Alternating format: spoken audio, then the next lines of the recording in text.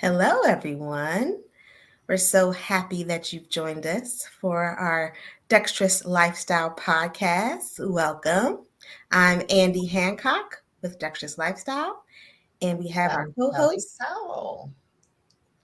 Awesome. And today we have our beautiful smiling guest, Ruvi Makuni. And Ruvi has a very important topic. She talks about stress. She is a global workplace wellness specialist and a certified stress master associate.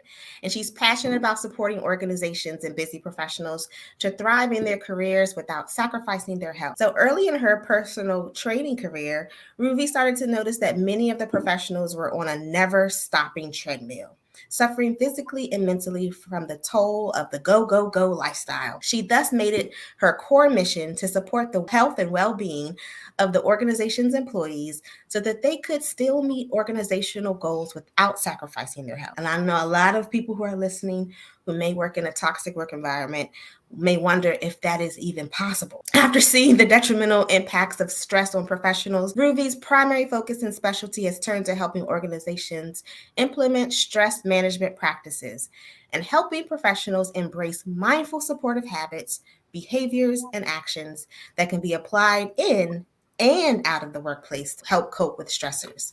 So we'd love to welcome you, Ruby. Thank you. It's great to be here. Thank you for inviting me, and it's great to connect with your audience. In a world filled with chaos, we try our best to create a balanced lifestyle. We love to be productive, but we also love to rest. We love to be efficient, but not at the cost of our peace. There is a direct correlation between our habits and our happiness. The dexterous lifestyle is meant for those of us who live hectic lives. But with the right tools, information, and resources, we can strive for order, peace, health, wealth, and calm. It's not too much to ask. We deserve a dexterous mind, a dexterous body, and plenty of dexterous spaces to support our dexterous lifestyle. So we always like to ask, the bios are so wonderfully edited. But there's always a long story about you went from personal training, noticing stress, and decided to get into this wellness. And who even knew that their certified stress master associate was a thing? I mean, I say that about professional organizing all the time, but tell us more about that, Ruby. How'd you get into this? Well, when I was doing in-home personal training, I noticed three key similarities with almost all of my clients. One, a lot of my clients were always busy. There was no differentiation whatsoever between work and home life. And this was way before 2020. So, people were always on the go, go, go. And I also noticed that there seemed to be a lack of, even when they had that family time, they were constantly, whether it was concentrating on work, emailing, even on our training sessions, hold on, Ruby, I just need to send this email. So I noticed that. And then secondly, I also noticed a lot of my clients had health issues, whether it was from digestive issues, constant headaches, or back problems. And what struck me is that a lot of people thought that that was somewhat normal. As soon as you finish college, you start your career, which excels, and then it's pretty normal that my health will go downhill from there. But I definitely saw the correlation between stress and our health, because it wasn't that, a lot of people exercise or eat well, and in fact, I was too working in the corporate world as well, in addition to working as a personal trainer. So I saw firsthand how challenging it is, it's not as easy as saying, take a 1 hour meditation break, if you're in meetings all day. So then that's why I decided, because having experienced it myself, how difficult and challenging it is to navigate the complexities of the work and home life. But that's when I decided to focus more on how as organizations, we can start finding a better way to work. That is awesome. You mentioned noticing the challenges of busy professionals. Why was that a passion of yours to make it your core mission to support them? Was it because you too were experiencing the challenges or something deeper? Great question. So there were a few examples that really motivated me to do more. I was invited at a company to do a talk really on stress management early on around 2014, 15. And the company had lost one of their employees who had a heart attack, and he was in his 20s. That really, just meeting the team. And of course, when you're dealing with grief in the workplace, and so having to do that workshop was really an introduction for me of, starting to support employees and just seeing firsthand how this could have been hopefully, potentially prevented. And then also there was a day when I had a session with about 3 clients, and almost all of them almost seemed to almost have a breakdown in our session because of just the Mm. work stress. And, as a personal trainer, and especially as an in-home personal trainer, I got to be almost part of a family with a lot of my clients.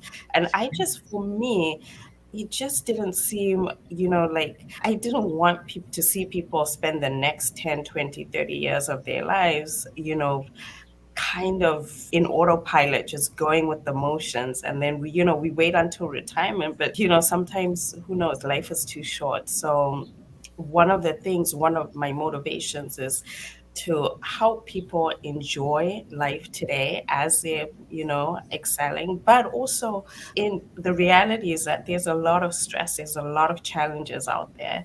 And those, there's always going to be stress at whatever level. And so I think it's important for all of us to be able to implement, habits that work for us to be able to navigate through the world challenges as well as our personal challenges as well. That's so enlightening. I can totally relate. I used to work for a nonprofit before I launched Dexterous Organizing, and now we have launched Dexterous Lifestyle. But prior to that, I was in my late 20s, early 30s at the time, and I was having terrible acid reflux to the point where I had had an endoscopy, and they thankfully told me that nothing serious was going on. But, do this, and do this, and, your acid reflux should dissipate. And sure enough, it did. I attributed it to losing weight. Not too long after that, I had lost a few pounds, and the acid reflux kind of went away. And then I had transitioned to entrepreneurship. I gained the weight back, but guess what? My acid reflux didn't come back. And I realized that it was the stress that was causing the acid reflux. And then I thought about all the things that I didn't even realize that were stressing me out. The commute, having to start my day around people before 9 o'clock, like at 9. Being an entrepreneur, I was able to identify certain things that just didn't work for me. I personally don't try not to have meetings before 10 o'clock. I reserve the mornings for myself. I'm usually up between 6:30, 7:30, depending on how much sleep I've gotten. But I like the fact that, my alarm goes off at 6:30. If I needed another few minutes of sleep, I can have that choice. I get up slowly. I make a hot beverage. I read. I meditate. I pray. Sometimes I write. I did that this morning. And I go to the gym a few days a week. And that in itself has really helped cope with the stress. Like you said, I didn't necessarily get rid of my problems by quitting my job and becoming an entrepreneur. Just kind of traded them. But I really definitely cope better. And unfortunately, I know you work a lot in corporate environments. I, as an entrepreneur, had the ability to notice what worked for me, and then center my day around that. But a lot of people don't have that option. So, when you go into these corporate environments, how do you navigate the culture if it's not really, it's like, we've been stressing our employees out. Come help us, Ruvi. And you're like, well, you need to change a few things. Well, great. Well, and thank you for sharing that because, and I just wanted to touch on a few things that you said that are really key is having that awareness that of what is not working, what currently is not working, because all too often, and that's when, mindfulness and being present comes into play, but all too often it's easy to sort of kind of numb everything out and just go with the motions, ignore the symptoms. I always say start noticing the symptoms that your body sends you.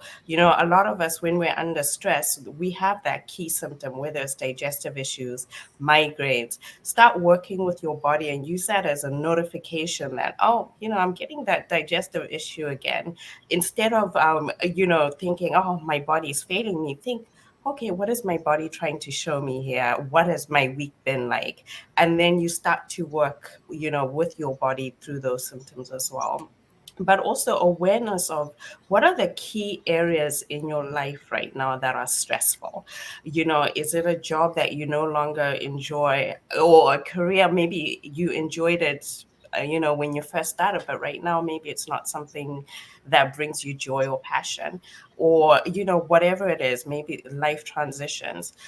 Take a note of what are the key stresses. Now, some of the things you may not be able to change right now, but to give you an example, if you're noticing that you just don't feel passionate about what you're doing in work and whatnot, perhaps you can't exactly change jobs right now, but could you maybe start incorporating something that brings you joy? Maybe you used to like to paint, maybe you used to like gardening. Can you start bringing in those things that you actually enjoy that can, they don't fix that initial problem, but if you start balancing it out, then sometimes you notice that things unfold and then you start getting sort of clarity as to the direction of what to do next and things like that. But regarding stress management support in companies, so I actually do individual stress management support for entrepreneurs, consultants, independent contractors as well. But in the company, one of the key steps that I do and all advise any company to be doing in general is doing a company-wide assessment of, particularly annually, especially now, with so much going on, getting an assessment from employees of what is the current climate, how are people feeling?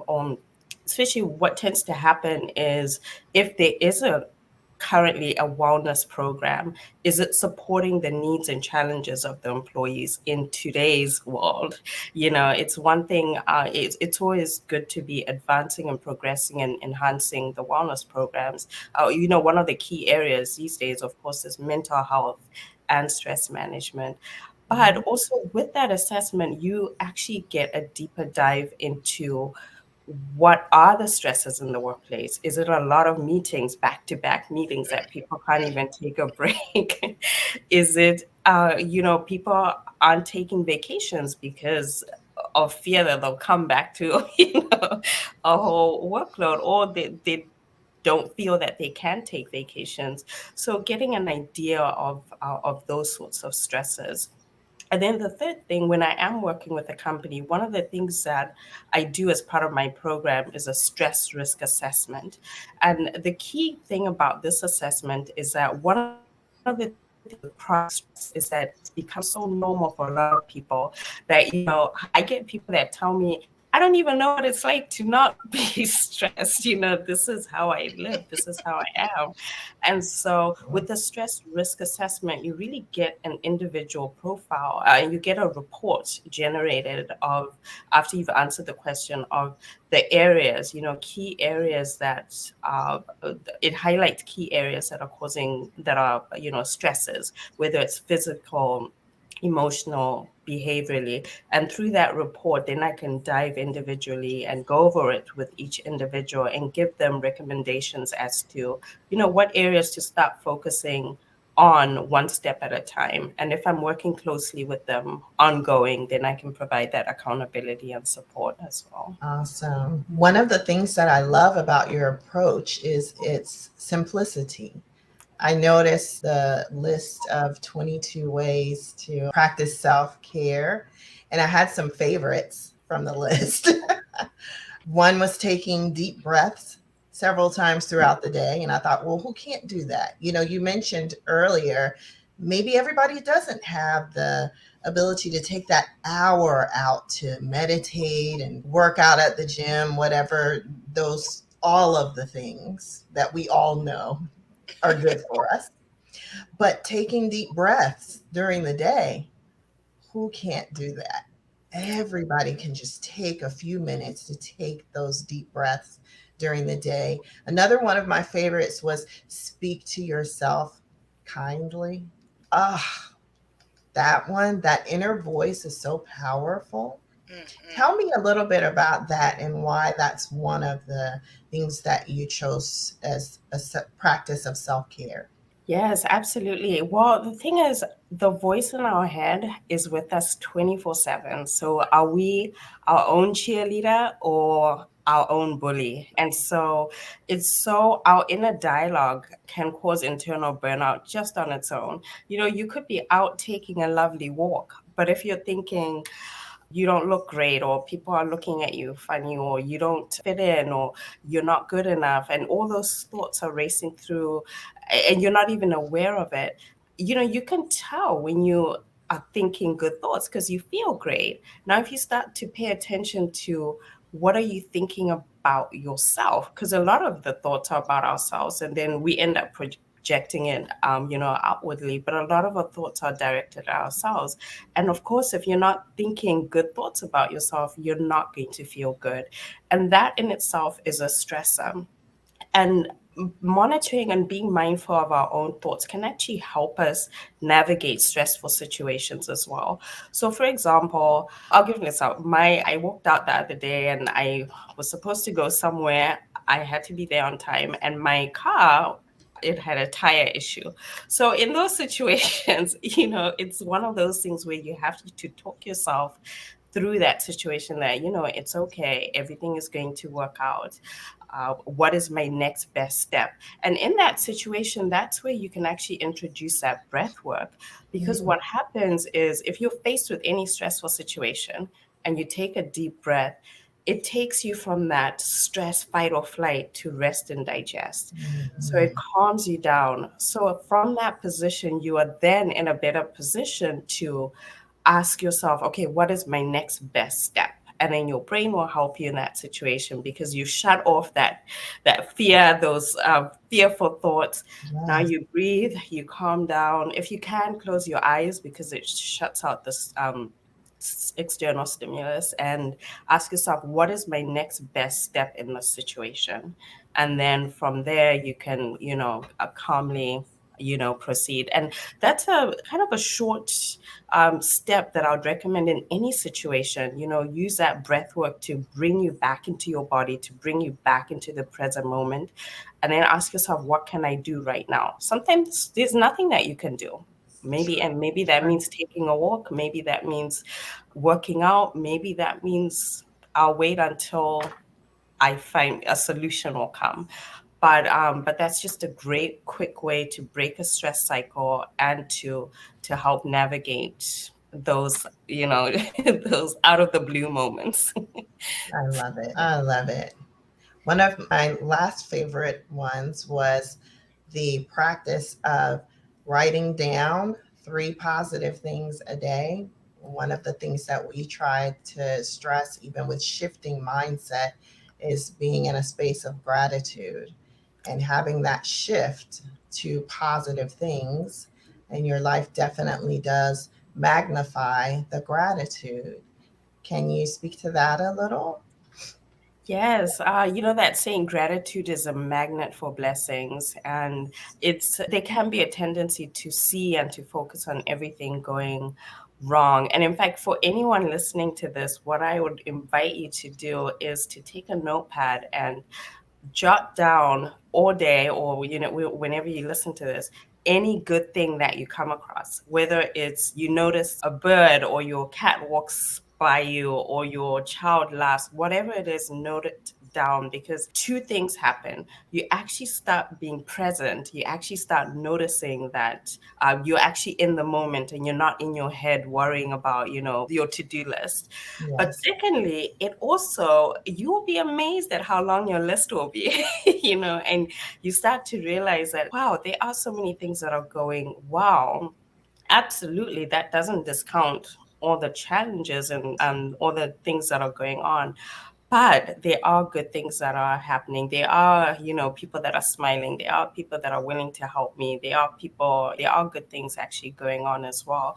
And the more that you can do that, you start to notice more of the good things that are happening.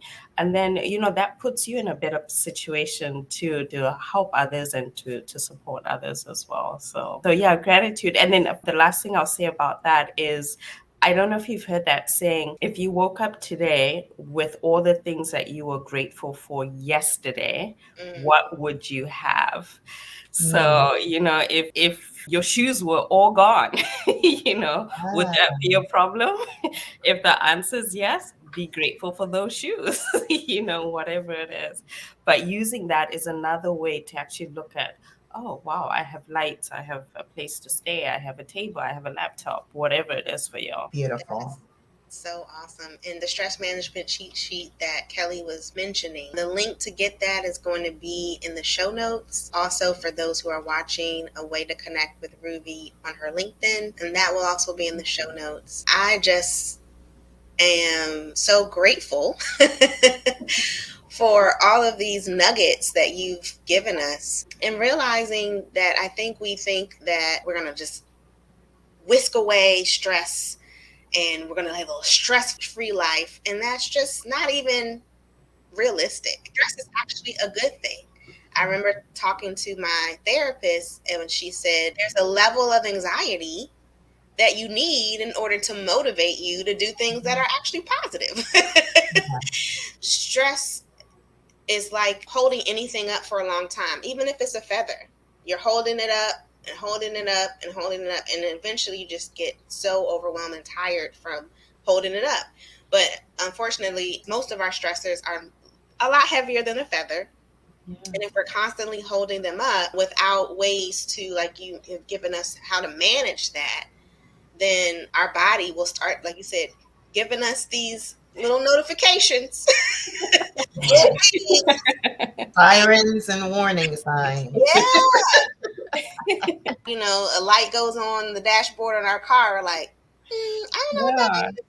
And Yeah. how quickly do we take that car over? As soon as it goes off, we know that, oh, I gotta take my car in. Also, but why do we do that? Because we know that if we don't, it's going to, whatever the issue is, might cause issues for the rest of the car parts. And then what happens? Your car is not working well. So that's the same thing with our body.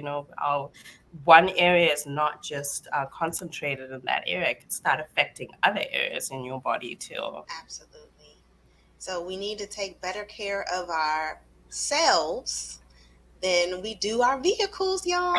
So, Ruby, anything you'd like to add before we close out? I know a lot of people are going through all sorts of stresses, transitions, uncertainty, especially when it comes to uncertainty. There's that lack of control, which can be very stressful if you don't know simply what to do. What I would recommend is finding those pockets of silence throughout your day, especially starting in the morning, 5 minutes of just silence, sitting in silence, with our eyes closed, paying attention to your breathing. So one might ask, well, how's that going to fix my problems? Well, for one, it does help quiet the thoughts. It does help. A lot of times, too, when we're going through challenging times, it's hard to even hear the solutions if we are worried, if there's a lot going on in our head. So if you can find that time to find silence and to be present, and that could also mean taking walks outside and actually being present, notice the trees, notice the sky, notice the ants on the ground, being present, being actually cognizant of today. Because if we're constantly living in the future, constantly living in the past, then how is that a way to live? We're constantly stressed, we're constantly worrying. So if you can start to do that, start introducing some silence. Clarity comes in silence. Start walking, getting outside of the office. Again, being outside can help release that stress as well. And yeah, and just remember, you're simply doing the best you can. That's all we can do. And most sometimes things just work out. They You know? do. They do. They They do. do. I remember, I didn't know this was a tactic. When I was a little girl and I was having a bad day, I would always close my eyes and imagine myself tucked in my bed later that day, knowing that at some point in the day I was gonna eat my dinner, I was gonna have my bath, and my mom was gonna tuck me in my bed, and that day would be over. Look at you creating coping skills as a little And, girl. And I think about that sometimes when you were just imagining that. And I'm like, I was, before I knew that was a wise thing to do, that's what I was doing. Isn't that something? well, what they say, kids know that, kids, they know even how kids deal with stress. They have, their moments, they cry loud for the few seconds and then they move on for the most part. And so Yes. they release that stress and then they go and play and they're laughing next minute. So Yeah. Yeah. That's And before. you also recognized that sleep was a good thing because getting enough sleep also yes, helps absolutely. with Sleep and stress. stress So, definitely go hand in hand. Andrea, you bring up a really great point here. A lot of times we fear the worst. What would happen if we started thinking about the best case scenario? We don't know what will happen. Maybe that voice will say, yeah, but it will never be great. But why not start small? Start training yourself to look at, well, what if it works out my way? What if things actually work out? Sometimes we often imagine the worst, and that in itself is stressful. So yeah, so little Andrea had the formula. yes. I need her sometimes. Well, Ruby, this has been amazing. I also want to just add a tidbit. Like, if you wanted to record your voice and just add that as a freebie or sell it or something, because you have Oh, a my really relaxing voice. And It's so pleasant. yes. It is. It's so pleasant. Oh, thank you so much. I'll put that on my business idea. Tell us, it might be okay, but if it's not, you'll be okay as well. And Oh, thank you. Thank you so much for being with us today, Ruby. We have really appreciated your simple approach, simple but powerful, I should say, approach to attacking stress in our lives and being able to cope with those stressors in a productive way. Well, thank you both for having me. And then thank you to everyone for listening. Thank you so much. you really help us cope with stress so we can live a dexterous Dexterous lifestyle. That's right.